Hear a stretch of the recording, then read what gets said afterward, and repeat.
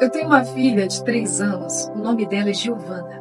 E cada ano que eu posso comemorar esse milagre de ser mãe dela, para mim, é uma dádiva. Giovana, inclusive, significa presente de Deus. E quem me acompanha já deve ter visto aquele espetáculo de pessoinha que ela é. O sorriso dela, gente, ilumina o meu dia, sabe?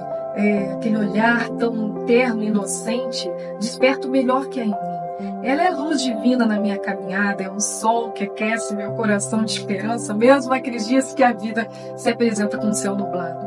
E eu amo demais essa menina, seria capaz de dar a minha vida por ela. E você que ama os seus filhos dessa maneira, você entende esse sentimento que eu estou falando aqui, não é verdade? E saiba que algo mais grandioso do que esse amor que eu sinto por ela, que você sente pelos seus filhos, é o amor de Deus. E ele compara o amor dele ao nosso amor, para que a gente tenha uma ideia desse amor. Ele diz que pode uma mãe se esquecer do seu filho, que gerou, que amamentou, ainda que ela se esqueça dele. Eu jamais me esquecerei de ti. E nós podemos guardar essa promessa com muita gratidão nesse dia, que temos um Pai que nos ama mais do que uma mãe e jamais nos esqueceu e jamais nos esquecerá. Glórias sejam dadas a Ele.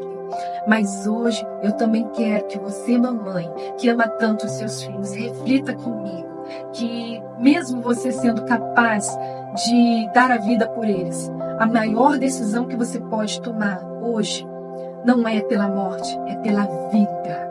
É a decisão de viver mais tempo nessa jornada tão rápida a qual chamamos de vida. Viver mais tempo ao lado deles com qualidade. Para você viver mais tempo com qualidade, você precisa cuidar de você. Você não pode se achar a Mulher Maravilha, tentar ser perfeita. Você precisa cuidar do seu espírito, que tem sede de Deus e que precisa de um tempo a sós com Ele, para que você desenvolva esse relacionamento que te traz plenitude. Você precisa cuidar da sua alma, que sente, que se emociona. Você precisa cuidar do seu corpo, que merece amor, que merece descanso. Então, entenda que se cuidar não é um ato de egoísmo, se cuidar é um ato de amor próprio. E eu quero te trazer um exemplo da minha própria vida para ilustrar tudo isso que eu estou dizendo.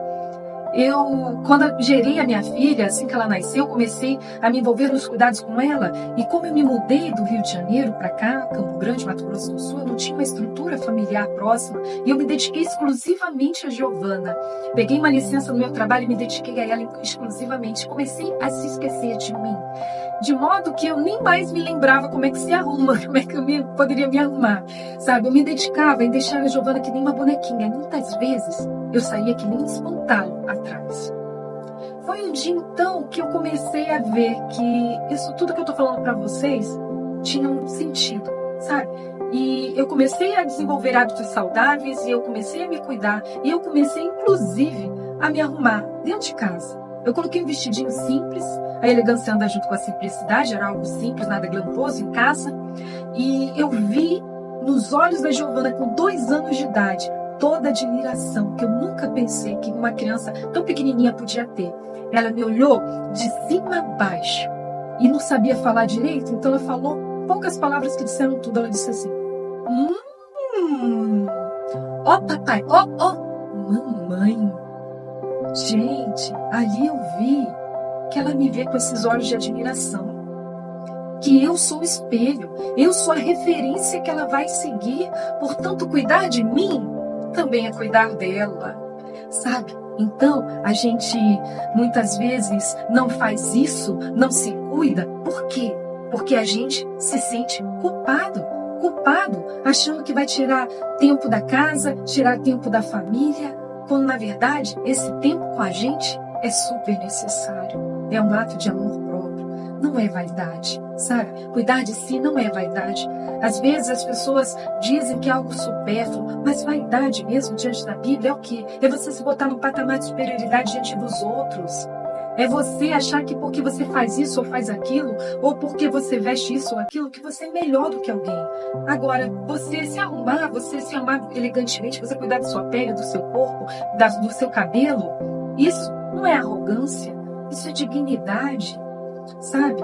Você pode ser elegante e continuar sendo humilde. Na verdade, se você for elegante de verdade, você vai ser humilde.